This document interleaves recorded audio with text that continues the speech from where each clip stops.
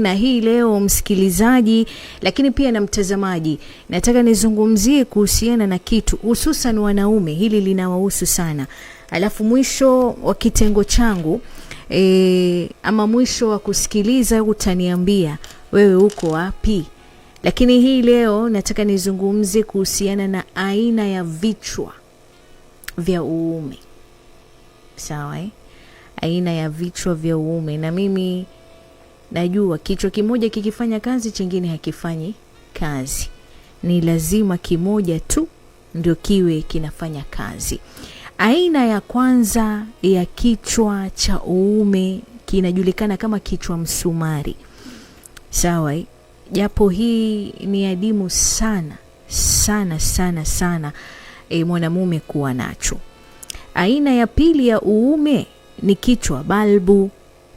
Hiki ni kichwa ambacho ni kikubwa zaidi kuliko vyote. Yaani mwisho utaniandikia wewe chako ni aina gani, sawa Lakini aina ya pili ni kichwa bulb, ambacho hiki ni kichwa kikubwa zaidi kuliko vyote. Aina ya tatu msikilizaji pamoja na mtazamaji ni kichwa rungu. Unajua kazi ya rungu tena, sawa Na aina hii ya kichwa cha rungu ama kichwa rungu ndio aina ambayo wanaume wengi wako navyo.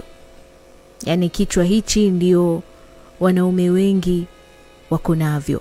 Kichwa aina cha nne ni kichwa uyoga. Yaani kichwa kinakuwa kikubwa sana kuliko shafti. Sijui unaelewa?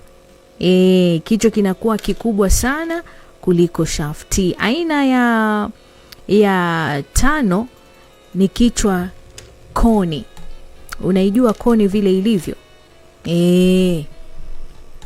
Koni vile ilivyo ndio aina ya tano. Natamani hata ningekuwa na picha hivi ningekuonyesha. Lakini wewe niambie tu hapo kwenye comment section aina yako ni aina gani? Sawa